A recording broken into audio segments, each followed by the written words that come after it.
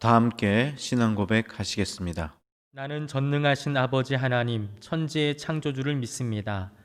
나는 그의 유일하신 아들, 우리 주 예수 그리스도를 믿습니다.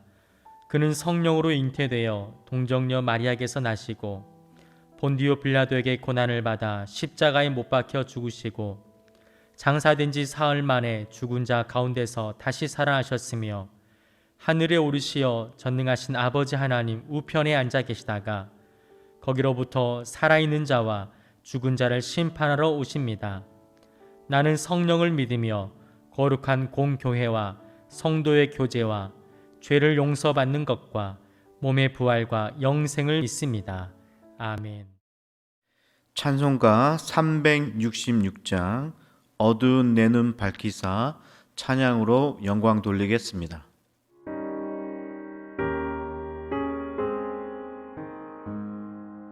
어두운 내 눈 밝히사 진리를 보게 하소서. 진리의 열쇠 내게 주사 참빛을 찾게 하소서.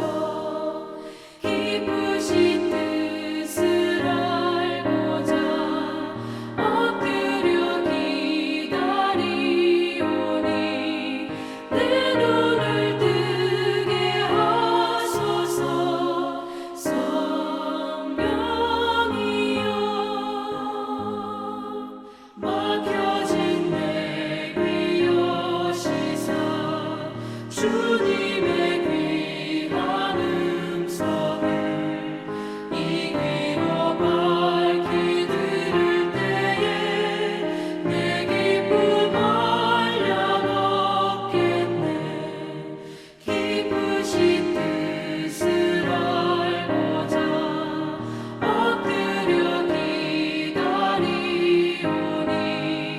내 귀를 열어주소서. 성령이여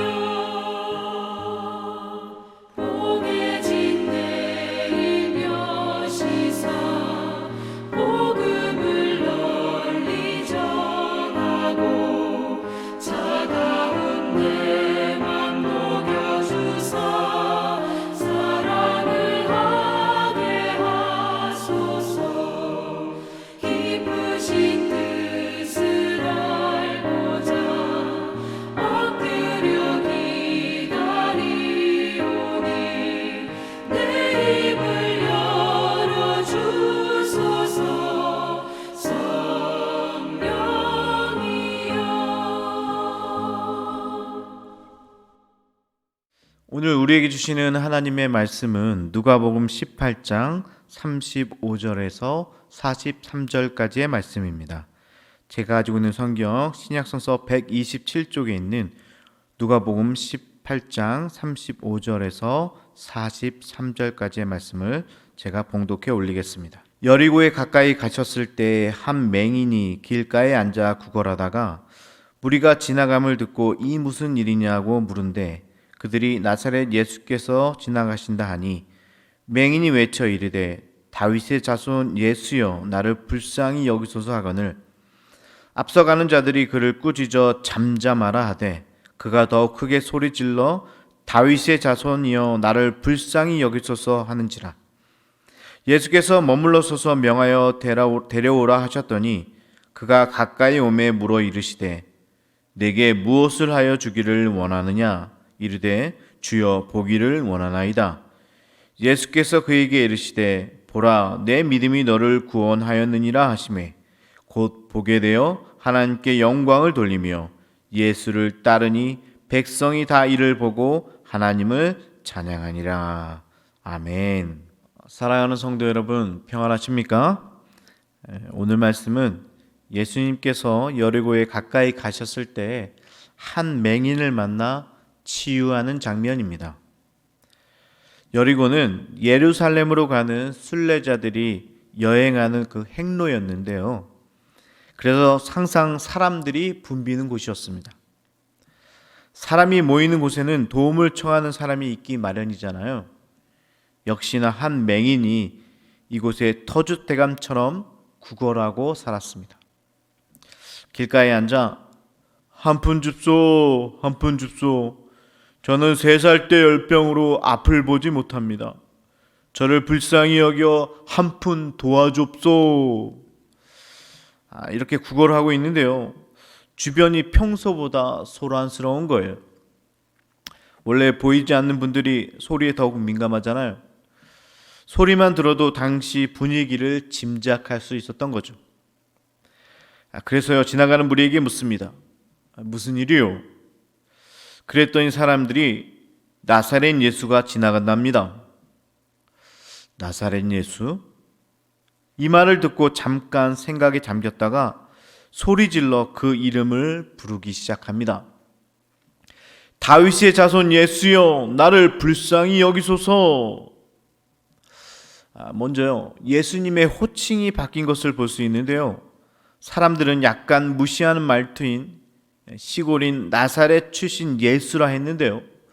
맹인은 당시 최고의 가문인 다윗의 자손으로 예수를 바꿔 부르고 있습니다. 참 현명하네요, 그죠? 이래야 환심을 살 수 있잖아요. 이런 노력에도 예수님은 아무런 반응도 없고 사람들이 오히려 잠잠하라 라고 꾸짖습니다.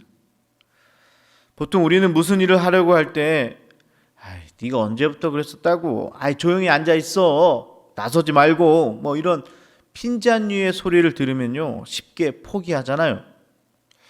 그런데요, 예수님께 소망을 둔 이 맹인은 그럴수록 더욱 크게 소리를 질렀습니다. 다윗의 자손이여, 나를 불쌍히 여기소서. 맹인은 보이지 않았지만 좋은 소식을 들을 수 있는 들을 귀를 가지고 있었다는 겁니다. 아무것도 없어 구걸하는 인생이지만 누가 말린다 한들 외칠 수 있는 그런 용기가 있었다는 거예요. 그랬더니 40절에 결국 예수님의 가던 발걸음을 머물게 합니다. 할렐루야! 여러분, 기도가 이런 것입니다. 간절함이 주님의 발걸음을 멈추게 하는 거예요. 어떤 이들은 통성 기도하는 사람들을 보고 유난 떤다고 비웃던 그런 사람들도 있던데요. 아닙니다. 기도는요, 이처럼 간절해야 한다는 거예요. 누구는 점잠 뺄 줄 몰라서 그렇게 부르짖겠습니까? 기도는 사람에게 보이기 위함이 아니에요. 간절함으로 주님을 여기에 머물도록 하는 건데요. 들으실 때까지 그렇게 부르짖는 겁니다. 그게 통성 기도죠. 모든 체면을 내려놓고 생명을 걸고 모든 장애를 넘어서 낙심하지 않고 끈질기게 붙드는 겁니다. 그럼 주님과 직접 대면할 수 있는 길이 열리게 되는 거죠. 자, 그렇다면요, 맹인의 부르짖음의 내용이 무엇일까요? 자, 말씀해 보니까 나를 불쌍히 여기소서입니다. 우리가 이 말 말고 하나님께 드릴 기도가 무엇이 더 있겠습니까? 그분이 나를 너무나 잘 알기에 나는 그분 앞에 설 때 감히 얼굴을 들지 못하고 하나님 앞에서 가슴을 치며 나를 불쌍히 여기소서라고 기도할 수밖에 없는 거죠. 사랑하는 여러분, 오늘 기도하실 때 다른 말들보다는요, 주여 저를 불쌍히 여겨 주옵소서라고 기도해 보세요. 오늘 여러분들의 삶에도요, 놀라운 일이 일어날 줄로 믿습니다. 결국 간절한 기도는요, 예수님이 가던 길을 멈추게 합니다. 그리고는요, 맹인을 데려오라 말씀하시죠. 그리고 내게 무엇을 하여 주기를 원하느냐라고 묻습니다. 참 예수님은 눈치도 없으시죠. 물을 게 따로 있지. 당연히 맹인이 바라는 게 눈을 뜨는 게 아니겠습니까? 그런데요, 깊이 생각해 보면 꼭 그렇지만은 않습니다. 지하철에 가서 시각장애인이면서 구걸하는 사람에게 한번 물어보십시오. 무엇을 원하십니까? 그럼 대부분의 구걸하는 맹인들은요, 보는 것보다 오늘 하루를 살아갈 돈을 구할 것입니다. 예수님을 만나기 전까지 맹인이 구했던 것은 보는 게 아니라 오늘 하루를 살아갈 한 푼이었습니다. 그런 인생을 사는 맹인에게 주님은 지금 가장 본질적인 질문을 하고 있는 거예요. 중요합니다. 내가 정말 바라는 게 무엇이냐? 아주 파워풀한 질문이죠. 실은요, 맹인은 오랫동안 앞을 보지 못한 채 살아왔어요. 아마도 다시 보게 된다는 희망조차 사라진 지 오래되었는지도 모르겠습니다. 자포자기해서 눈을 뜨는 희망을 잃어버리고 지금까지는 현실에 필요한 돈을 구걸하면서 살았습니다. 그러나 오늘 맹인은 예수님을 만나니 한 푼이 아니라 새로운 소망이 생긴 거예요. 그리고 담대히 말합니다. 주여, 보기를 원하나이다. 절대 쉬운 대답이 아닙니다. 여러분, 궁극적인 것을 추구해야지 눈앞에 보이는 것만을 구해서는 안 될 겁니다. 본질적인 것을 구해야지 비본질적인 것을 바라서도 안 돼요. 영원한 것을 구해야지 없어질 것에 매달려서도 안 되는 겁니다. 만약 맹인이 100만 원을 구했다면 그것으로 끝입니다. 하지만 예수님을 만난 사람의 이 구함은 다른 거예요. 여러분들은 지금 무엇을 구하고 계십니까? 예수 만난 여러분들은 지금 무엇을 구하고 계십니까? 혹 물질의 복을 구하고만 계시지 않습니까? 자식의 대학 진학, 남편의 진급, 사업의 확장만 구하고 있지는 않으십니까? 여러분, 보다 본질적인 것을 구하시기를 바랍니다. 오늘 말씀의 맹인은요, 아주 본질적인 것, 보기를 구하는 거예요. 자, 그렇다면요, 예수님은 맹인에게 이제 너희 눈이 밝아질 것이다 라고 말씀하면 쉬울 텐데요, 그게 아니라 보라, 내 믿음이 너를 구원하였느니라 이렇게 말씀하고 있습니다. 무슨 대화가 이렇습니까? 여러분들은 이해가 되십니까? 한번 오늘 말씀을 쉽게 한번 풀어봅시다. 맹인이 예수님을 부릅니다. 그러면 척하면 척인데 예수님은 맹인에게 물어보죠. 무엇을 원하느냐? 그랬더니 보기를 원합니다. 사실 이 대답도 쉽지 않다는 것을 이미 말씀드렸습니다. 그럼 이제는 내가 보게 될 것이다 이러시면 되는데 내 믿음이 너를 구원하였다 이렇게 말씀하는 거예요. 이런 말씀을 들으면요, 당최 무슨 말씀이십니까 예수님? 뭐 이렇게 되물어야 할 것 같은데요, 이 맹인도요, 주님의 말씀에 수긍합니다. 그랬더니 곧 보게 되어 하나님께 영광을 돌린다는 것이 오늘의 말씀이에요. 여러분들은 이해가 되시나요? 사실요, 이 대화를 이해하기 위해서는요, 둘만의 숨겨진 이 무엇이 있음을 알아야 합니다. 무엇? 그게 바로 믿음이라는 겁니다. 남들의 만류함에도 불구하고 다윗 자손 예수를 지속적으로 부를 수 있었던 것은 바로 이 맹인의 믿음이었다는 겁니다. 더불어 무엇을 원하느냐의 질문에서도 한 푼이 아니라 보기를 원한다고 대답한 자체가 예수님은 그런 이적을 베풀 수 있는 능력이 있음을 믿었다는 거예요.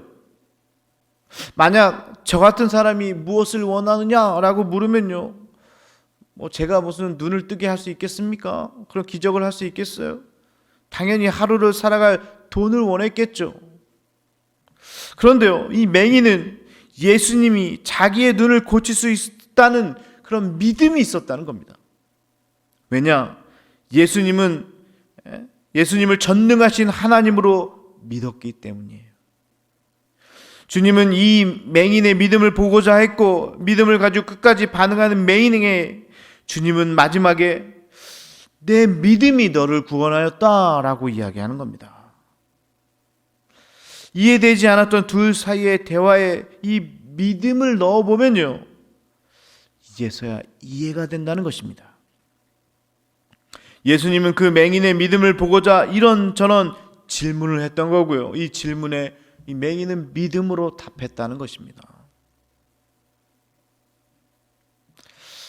그런데요, 여러분, 우리의 삶도 마찬가지인 것 같아요. 돌아보면 도저히 이해되지 않는 일들이 너무나 많습니다. 아니, 지금의 내 상황도요, 받아들이기 너무나 힘들죠. 그런데요, 여기에 믿음과 하나님의 섭리라는 안경을 쓰고 보면 도저히 이해되지 않았던 그 스토리들이 여기까지 온 내 삶도, 지금의 환경도 이해가 된다는 것입니다. 여러분의 삶을 한번 돌아보십시오. 믿음의 안경으로 보면요, 보이게 되는 거예요. 하나님의 섭리로 바라본다면 지금의 그 고난도, 아픔도 이해되는 스토리가 되는 겁니다. 오늘 말씀을 믿음으로 보면 맹인은 육체적인 체험 하루 풀칠하는 물질이 아니라 주님이시라면 내 눈을 고쳐주실 것이고 궁극적으로 나의 삶도 회복시켜 주실 것이라는 믿음으로 이 맹인은 주님께 나아갔다는 것입니다. 이제 여러분들에게 동일하게 묻겠습니다. 여러분들은 내게 무엇을 해주길 원하느냐? 이 주님의 물음에 뭐라 대답하시겠습니까? 세상 사람들처럼 눈앞에 해결해야 할 물질을 요구하시겠습니까? 아니면 본질적인 믿음인 제가 주님을 보기를 원합니다. 주님을 만나기를 원합니다. 주님의 길을 따르기를 원합니다. 이렇게 답하시겠습니까? 이에 대한 대답이 바로 여러분들의 믿음에 달려 있다는 사실을 잊지 않으시길 바랍니다. 눈이 있어도 세상을 바라보는 자는 눈먼 자이고 비록 보이지 않지만 주님을 바라봤던 오늘의 맹인이야말로 바로 믿음의 사람이었던 것입니다. 예수님께서 내 믿음이 너를 구원하였느니라 이렇게 이야기했던 말씀이 이제야 와닿습니다. 그래서 이 말씀을 하셨구나. 사랑하는 여러분, 세상을 바라보는 것이 아니라 주님을 바라보는 것이 중요합니다. 특별히 이 고난 가운데서는요, 세상이 아니라 고개를 들어 주님을 바라보시길 바랍니다. 오늘 우리가 주님께 구하는 것이 세상적인 것, 내 눈앞에 가장 필요한 것이 아니라 궁극적인 것, 주님과 동행하는 삶을 구하는 여러분 모두가 되시길 바랍니다. 주님을 따라 살아가는 여러분 되시기 바랍니다. 본질적인 이 믿음의 삶을 영위해 나가는 사랑하는 성도 여러분 모두가 되시기를 축원합니다. 같이 기도하겠습니다. 사랑의 주님, 오늘 예수님의 발걸음을 멈추게 했던 이 맹인의 부르짖음처럼 우리의 기도가 주님의 발걸음을 우리에게로 멈추게 하는 기도가 되길 원합니다. 주님, 내 삶에 개입하셔서 역사하여 주옵소서. 주여, 나는 아무것도 할 수 없습니다. 주여, 우리를 긍휼히 여겨 주옵소서. 우리를 불쌍히 여겨 주옵소서. 우리를 회복시켜 주옵소서. 또한 주님께서 내게 무엇을 해주길 원하느냐 물으시면 본질적인 그리고 궁극적인 주님을 보게 하옵소서, 주님을 만나게 하옵소서, 주님과 동행하게 하옵소서라는 믿음의 대답을 할 수 있는 성도가 되게 하여 주옵소서. 내 앞에 문제가 아니라, 내 앞에 펼쳐진 환경이 아니라 오직 주님만 바라볼 수 있는 귀한 성도 되게 하여 주옵시고, 특별히 믿음으로 오늘 이 고난의 삶도 넉넉히 승리해가는 우리 광주교회 모든 성도 될 수 있도록 도와 주옵소서. 예수 그리스도의 이름으로 기도하옵나이다. 아멘.